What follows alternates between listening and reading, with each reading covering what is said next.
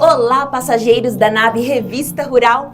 Tomem seu assento e se preparem para mais uma incrível jornada pelo mundo do agronegócio. E dê uma espiadinha nos principais assuntos de hoje. Os segredos do cultivo de mandioca. A alface americana ganha a preferência dos agricultores. Porta-enxerto é boa alternativa para a lavoura de berinjela. E a ajuda das árvores para o bem-estar do gado. Começa agora o programa Revista Rural, a sua revista eletrônica do agronegócio.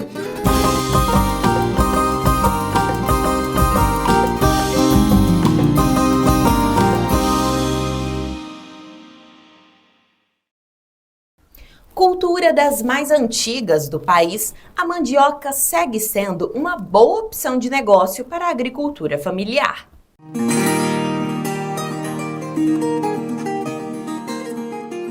Cultivada em diversas regiões do país, a mandioca é um alimento versátil e de grande importância para a agricultura familiar. No Vale do Ribeira, a mandiocultura é vista como alternativa para a diversificação de culturas e tem representado um desafio promissor para os produtores. Aguinaldo, em que momento da sua vida você decidiu largar o direito para poder investir na agricultura? A agricultura é amor antigo. Eu sou neto e filho de produtor rural. Apesar de ter saído cedo da zona rural para a cidade, ter migrado, né?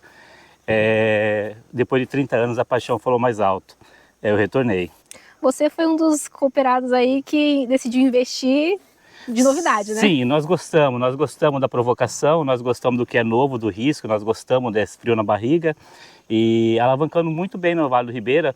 Inclusive hoje temos a primeira variedade 601 introduzida no Vale do Ribeira, que é nova, né?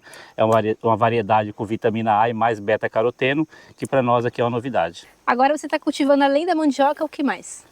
O sítio produz banana, inhame e gengibre, né? A mandioca é um projeto novo, praticamente de 1 ano e meio para cá, e hoje ela já corresponde a 30% do faturamento mensal do sítio. Quais são os próximos projetos com a mandioca? Hoje nós pretendemos alavancar, né, o plantio da mandioca e nos próximos 12 meses ter um faturamento de 60% do sítio através da mandioca. E além disso também investir em outros métodos como farinha? Sim, o sítio tem um projeto de ter sua própria farinheira, né, sua marca própria. Isso é um projeto a longo prazo.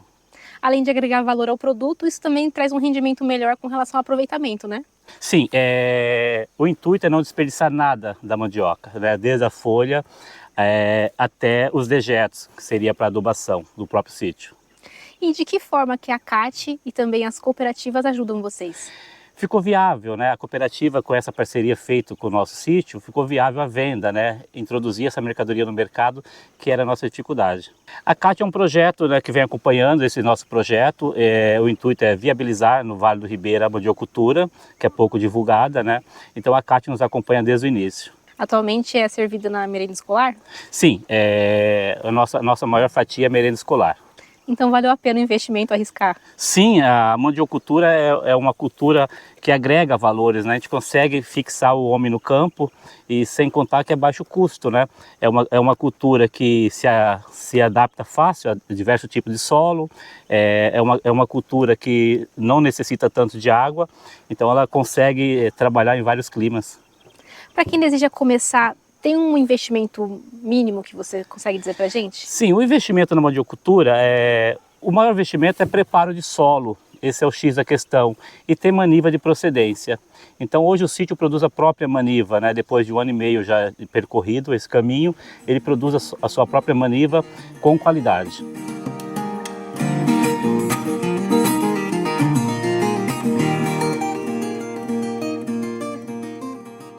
Aguinaldo conta que desde a preparação do solo até a colheita, investe cerca de R$ 1,30 por planta. E seu objetivo é ter um retorno de R$ 12 por unidade. Hoje eu trabalho com 4 alqueires, né? Então cada alqueire cabe em torno de 16 mil pés de mandioca e mais ou menos 4 quilos por pé. Qual a época que vocês plantam? Aqui nós costumamos plantar e colher todos os dias, porém o período para nós melhor é de agosto a março. Na hora de plantar, tem a questão do espaçamento e qual é a profundidade para poder estar plantando? Nós utilizamos hoje 1,40 por 1,20. Esse é o espaçamento ideal para nós. Nós plantamos em torno de 12 centímetros, de 10 a 12 centímetros, né? Nós trabalhamos de uma forma diferente da convencional, que nós plantamos em tumba, como se fosse batata doce. Então nós plantamos em torno de 10 a 12 centímetros de profundidade. E aquele esquema de colocar ela na horizontal? Hoje nós plantamos ela deitada, porém já estamos testando ela de pé, tá bom? Existe já uma área de teste para fazer análise do que é melhor para nós aqui no Vale do Ribeira. De acordo com o produtor, a boa produtividade depende de 3 principais fatores: o preparo do solo, a seleção das manivas e a adubação correta. E como é feita a adubação? A adubação é feita em cima de análise de solo, tá bom? Hoje nós trabalhamos no plantio com fósforo, ok? E se eu vou optar por ter manivas, eu trabalho com adubo nitrogenado, no caso a ureia. Se eu quero ter mandioca para a produção, aí eu trabalho com potássio. E como é feita a irrigação? Graças a Deus nós temos um vale com bastante chuva, mas em caso de falta, né, de água, nós entramos com equipamento. O que preocupa vocês com relação a pragas e doenças e o que vocês fazem para poder prevenir? Primeira coisa que nós fazemos é a seleção das manivas. É fundamental selecionar, ter uma seleção e ir para o campo somente as manivas totalmente sadias, né? E em caso de manifestação de pragas ou doenças, aí nós corrigimos, sim. E tem alguma doença que é mais complicada para vocês? Aqui para nós o que está pegando é lagarta. Porém, o índice é bem baixo ainda, né? Nós somos novos, né, no ramo, mas nós estamos preparados para caso ocorra isso. E tem alguma fase que ela se manifesta mais? Sim, em períodos chuvosos, né, ela se manifesta mais. E podas são feitas também? Depende muito. Se você vai postergar essa colheita, sim. Caso contrário, não.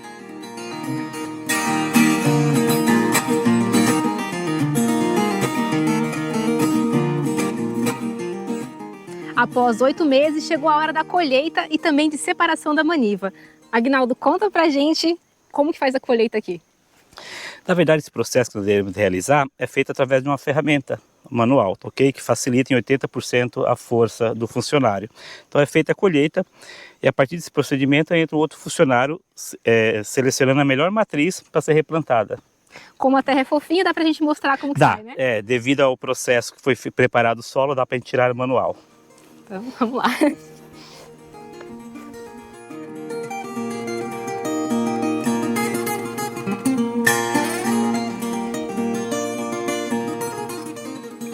A mandioca fresca é conhecida pela facilidade em descascar e cozinhar, além de ter um sabor adocicado. Aguinaldo, você comentou que a seleção é muito importante para poder plantar a mandioca, né? Conta pra gente como que faz depois que colhe para poder replantar. Isso, exato. Para você ver, essa é uma planta com 4 meses. Você pode ver que ela já definiu o padrão, o que ela vai me proporcionar, somente vai ter o período de amadurecimento. Então eu plantei uma maniva de qualidade entre 9 a 12 centímetros, tá bom? De onde vem essa maniva? Somente de 1/3 das hastes da planta. Então eu seleciono o melhor 1/3 dessa planta e defino com qualidade o que eu quero plantar. No caso, ela tem 4 meses, mas para poder estar no ponto certo de amadurecimento, seria mais quanto tempo? Olha, depende do que você quer fazer. Essa mandioca com 6 meses eu já posso colher, mas o prazo ideal seriam 8 meses. Aí já pode replantar assim que colhe? Ou tem algum Sim, processo? eu deixo um processo de murcha, né? Eu colho essa maniva, ela vai para um galpão, ficar na sombra. 2 dias após ela vai ser cortada, o corte é fundamental. O corte é fundamental, tá bom? Eu não posso mastigar essa maniva, eu não posso deixar fissura, porque as doenças não venham adentrar, tá bom? Ela sendo cortada, ela vai tomar um banho de fungicida, para eliminar qualquer fungo ácaro que venha ocorrer, tá bom? E aí sim, ela passando por esse processo, ela volta para o campo. Com o apoio da CAT e de cooperativas, o agricultor tem mais incentivo e segurança, desde a produção até a comercialização. Para quem vai iniciar a produção, qual variedade escolher, o que tem que avaliar? Aqui na nossa região, a mandioca mais plantada é a mandioca de mesa da cultivar IAC 57670, né? É desenvolvida pelo IAC na década de 70. E ela é muito produtiva e cozinha fácil, tem uma boa aceitação no mercado. 80% da produção estadual é dela, né? E agora temos outra variedade que estamos implantando agora, que é a IAC 601, que ela é chamada também de IAC vitaminada, pelo maior teor de vitamina que ela tem. E é uma mandioca amarela, excelente pensando principalmente na merenda escolar. Além desses benefícios que você citou, na hora de escolher tem que pensar em clima também? O clima ideal é assim, onde não pegue geada, não tem áreas encharcadas. Também isso é muito importante, principalmente excesso de chuva às vezes pode atrapalhar. Para a nossa região, a gente adianta o plantio em relação ao Planalto, né, onde o clima é mais definido, né, a seca já é mais definida do que a nossa. Nós estamos num período de seca, mas mesmo assim está chovendo. E qual o solo adequado? O solo adequado são solos bem drenados, com boa capacidade de aeração que a gente fala, né? Não pode ser um solo compactado, tendo isso e com uma boa quantidade de matéria orgânica também. O consórcio e a rotação de cultura são importantes? É comum se fazer o consórcio para ajudar a pagar o investimento da mandioca, né? É muito comum o pessoal plantar mandioca com feijão. É um casamento que dá muito certo e você consegue tirar o feijão e ter uma renda em 90 dias já, né? E agora a rotação é importante porque você evita que a cultura seja um foco de pragas e doenças para o próximo plantio. Então você deixa a área em pousio ou faz uma rotação com uma outra cultura só para quebrar o ciclo da praga e da doença. E de que forma que a CAT colabora com os produtores da região? A CAT atua com a parte de assistência técnica, a gente faz as visitas de campo, ajuda na promoção, procurando ajuda para o produtor, de uma forma que ele tenha um maior conhecimento, faz dias de campo, palestras, e a recomendação de solo, toda a parte cultural e até a parte da industrialização, a gente costuma ter uma equipe para fazer isso, se precisar. A cooperativa ela executa um papel fundamental, que é o acesso ao mercado. Hoje, os cooperados da cooperativa Copafarga, eles se preocupam em produzir. A etapa de comercialização do seu produto ela é feita totalmente pela cooperativa. Então hoje, por exemplo, com o produto mandioca, que é um produto novo e nós estamos incentivando que o produtor invista nessa nova cultura. A parte do incentivo da assistência técnica, as manivas que são selecionadas, indicadas pela assistência técnica da CAT, é o papel da cooperativa. Aí a retirada do produto na propriedade do produtor, o beneficiamento desse produto é tudo por conta da cooperativa. O produtor que é cooperado de uma cooperativa, ele é dono da empresa, ele não vende para a cooperativa, ele vende através. Então, a cooperativa hoje, ela é o elo principal entre quem produz e o mercado. E assim a gente vem gerando qualidade do produto no campo, porque ele precisa se preocupar somente com a produção, a comercialização é uma responsabilidade da organização da qual ele faz parte, e nós buscarmos novos mercados. Atualmente, o Vale do Ribeira produz 20 toneladas de mandioca por hectare e na fase de beneficiamento é quando o produto tem um maior valor agregado. Aline, conta pra gente quais são as etapas desse beneficiamento. É assim, Juana, quando o produto chega, vem do sítio da unidade produtora, ela chega aqui na cooperativa e nós fazemos o trabalho de beneficiamento, que é o quê? Nessa etapa, nós recebemos o produto que vem do campo, ele vem pela etapa de seleção. Aqui vem a parte primária de higienização e escolha das raízes. Aqui a gente já faz a seleção. A raiz que vem do campo, ela vem assim pra gente. A parte suja dela vai ficar toda nessa etapa. E aqui já é cortado aquilo que não tem a utilidade no beneficiamento. Não só a higienização, como você hidrata esse produto para facilitar o descasque. Esse descasque, quando é uma pequena quantidade, muitas vezes a gente faz o descasque manual. Não muito diferente do que a gente está acostumado a fazer em casa, com um descascador, com uma faca. Como é um produto de boa qualidade, até mesmo com a mão você consegue descascar.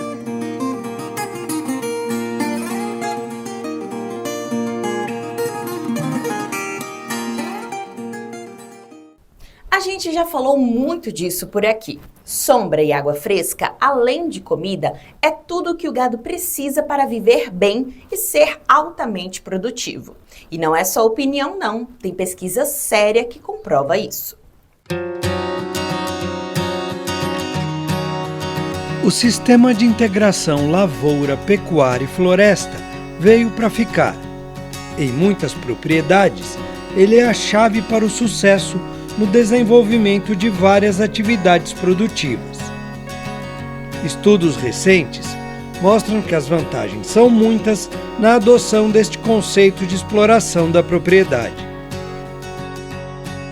Estamos aqui no sistema de LPF da Embrapa Pecuária Sudeste, no estado de São Paulo, no município de São Carlos, para falar um pouco dos resultados que nós obtivemos no nosso último estudo de pesquisa, que foi financiado pela Embrapa e pela FAPESP, avaliando o conforto térmico de bovinos de corte das raças Nelore e Canchim, criados em sistemas pobremente sombreados, né, de forma tradicional, do modo como o nosso produtor rural habitualmente está habituado a trabalhar com esses animais, comparando esses animais criados com pouca sombra aos animais criados em LPF.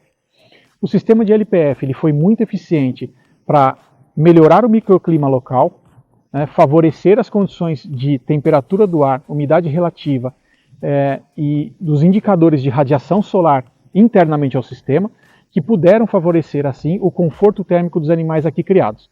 Portanto, criando animais à sombra, nós somos capazes de aumentar o conforto e também reduzir o estresse calórico dos animais criados a campo. Os principais resultados obtidos nesse projeto, né? Primeiramente, o sistema de LPF ele favorece muito o microclima local, né, dentro do interior das pastagens. Portanto, aqui nós temos menor temperatura do ar comparativamente às pastagens a pleno sol, temos menor nível de radiação incidente diretamente sobre os animais, o que favorece o seu bem-estar, porque eles acumulam menos energia térmica, principalmente no período de primavera e verão. E temos também uma ambiência maior para os animais que são aqui criados. Os animais têm, portanto, um nível de estresse menor, que pode ser verificado não só pelo comportamento dos animais a campo, bem como por vários bioindicadores que nós testamos em laboratório. Do ponto de vista de comportamento animal, né, os animais que pastejam em áreas de LPF, eles têm um período maior de repouso ao longo da noite e da madrugada, comparativamente aos animais que são criados a pleno sol. E por que isso acontece?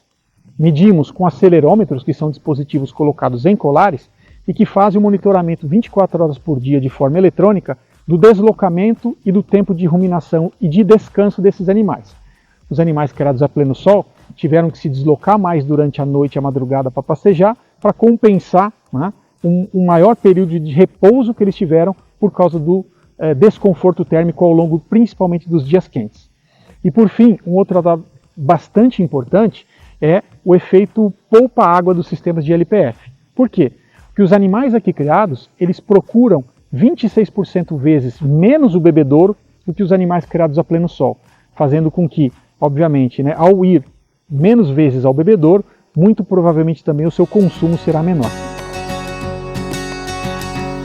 E uma coisa importante para quem adota a prática é que aumentam as possibilidades de ganho, que vão muito além da sustentabilidade e da garantia do bem-estar dos animais.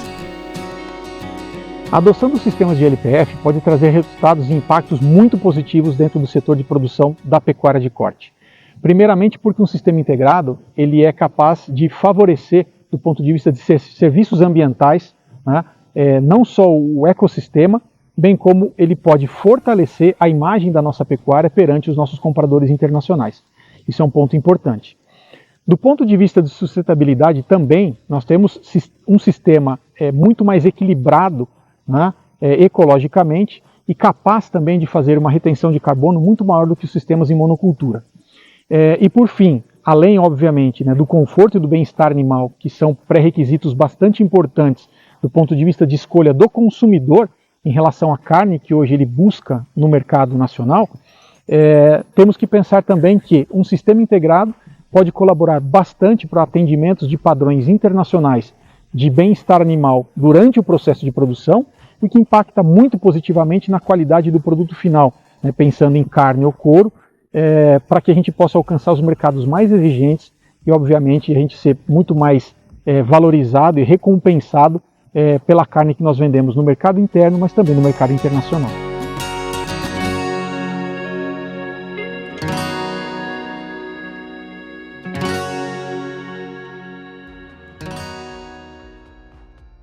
Tá gostando do programa? Então eu tenho uma dica especial para você. Acesse nosso canal no YouTube. Lá você vai assistir um programa ainda maior, com mais reportagens e muito mais informação. E lá você pode também assistir todos os programas anteriores a hora que quiser. Bom, né? Pois é, queremos você sempre bem informado e junto com a gente.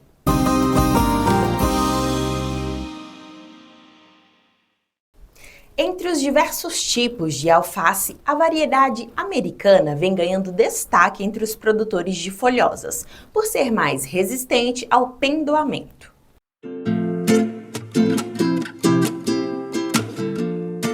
Uma das folhosas mais queridas pelo público consumidor. A alface americana tem características importantes para o produtor. A resistência ao pendoamento é a principal. Hoje eu estou em especial com a alface Astra, alface americana Astra, que no cultivo protegido ela apresenta uma cabeça bem compacta, ótimo peso, formato muito bom para o embandejamento. É uma planta bem vigorosa, com uma produção de cabeça muito boa. Tá? É um material que é indicado mais para o plantio de verão e ele possui uma resistência ao pendoamento precoce. Esse é o principal problema no verão, onde estaria sendo atuado com esse material. Essa questão do pendoamento, se não há o cuidado por parte do produtor, mesmo que seja resistente, né? Qual que é o problema que ele pode ter na produção? Ele perde o material, né? Ele há o pendoamento, ele perde o material e se torna inviável para o comércio.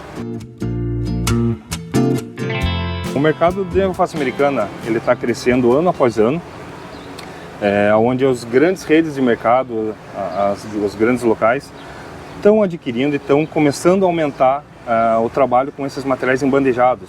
Então, no cultivo protegido vai muito bem. Nesse sistema de hidroponia, né? Qual que é o manejo diário que o produtor tem que se atentar para ter o melhor resultado possível? Trabalhar sempre com o pH correto da solução e se atentar a manejos cotidianos do cultivo protegido, né? Qual que é o ciclo dela no cultivo protegido, Jefferson? Vai variar do clima do ano que está sendo trabalhado, mas normalmente na faixa de 70 dias. Desde o momento do investimento inicial, a começar a ter a planta, até a primeira colheita, as primeiras vendas, quanto tempo pode levar para começar a ter esse retorno financeiro? A partir da primeira colheita ele já começa a ter retorno. Na faixa ali de 70 dias ele já começa a ter a primeira colheita e começa a ter o retorno em cima do material.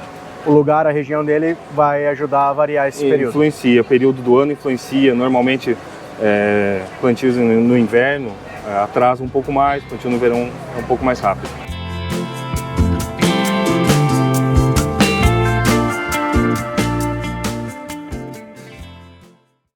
A técnica de porta-enxerto vem ajudando a dar maior resistência e robustez à lavoura de berinjela.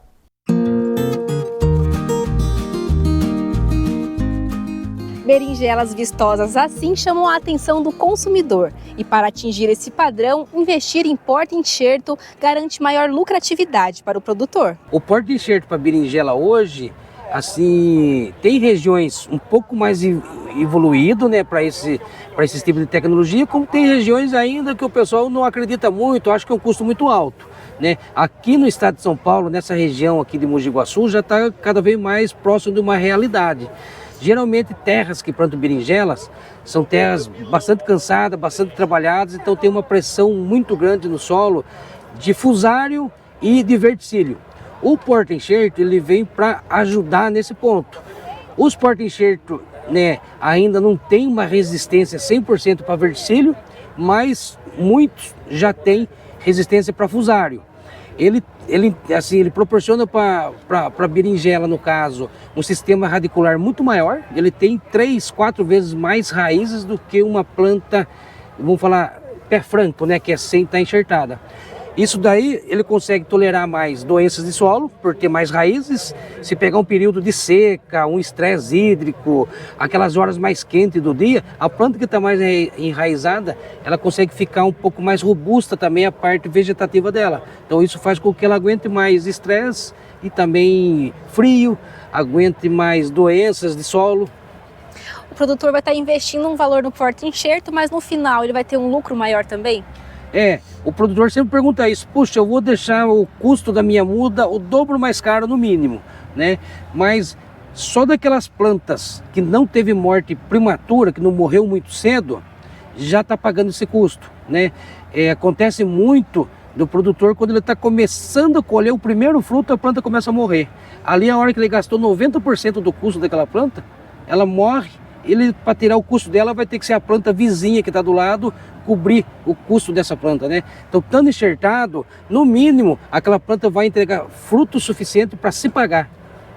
Então, é uma segurança a mais também. Tem um rendimento maior na produção? Tem um rendimento maior, ele vai proporcionar uma longevidade de colheita maior para a planta, que vai entregar mais fruto por mais tempo. Então, o investimento da enxertia se paga só no que ele vai ganhar de longevidade e de planta que vai deixar de morrer muito cedo. E como que é comprado esse porta-enxerto? Como que ele chega para o produtor? Tem revendas que consegue comprar e entregar para o produtor. A maior parte está indo direto no viveiro, né? A gente tem parceria com viveristas, né, de várias regiões. Esses viveristas são assim especializados na enxertia. Então o produtor vai lá e encomenda.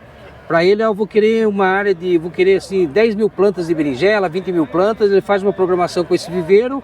O viveiro se organiza, produz a muda, enxerta e entrega para o produtor. E aí esse porta-enxerto vai ser útil só para variedades em campo aberto ou também dá para fazer em campo fechado? Pode ser feito em campo fechado, a maior parte da berinjela é cultivada em campo aberto, né? Vamos falar 80% da produção de berinjela está no campo aberto. Mas se algum produtor ele tem uma estufa que vai ficar vazio, ele quer pôr berinjela, mas o solo também da estufa já está bastante cansado, o porta-enxerto vai ser muito bem-vindo também. Se a gente pudesse listar aí quais são os principais fatores que o produtor tem que avaliar na hora de comprar o porta-enxerto, quais seriam? O produtor ele tem que pensar no porta-enxerto que realmente vai deixar a planta dele mais robusta, mais forte para tolerar mais doença. Ele tem que pensar muito no viveiro que vai fazer a muda, porque tem porta-enxerto que não é muito compatível, né? Tem porta-enxerto que o viveirista enxerta 100 plantas e perde a metade porque não foi compatível. E também tem porta-enxerto que ele dá uma bitola muito fina, né? Isso dificulta muito a vida do viveirista. Então tudo isso é interessante ele até conversar com o viveirista antes para ter uma recomendação de qual variedade que ele vai usar, para não ter o perigo de investir naquela semente e o viveirista recusar depois de fazer a muda para ele.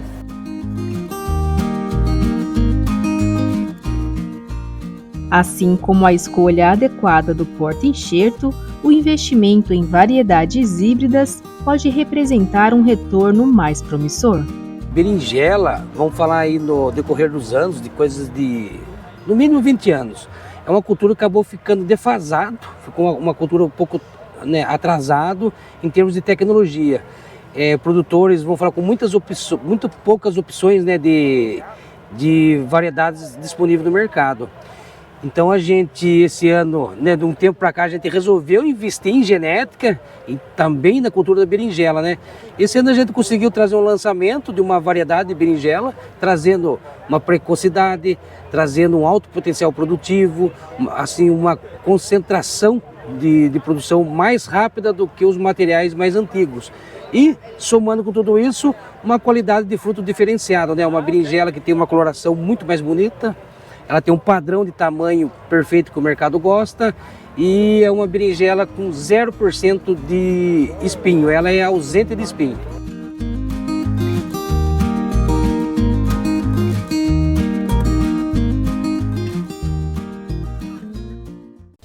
O programa já está terminando, mas lembre-se, para assistir este ou qualquer programa anterior, basta acessar nosso canal no YouTube. Uma ótima semana para vocês e até a próxima!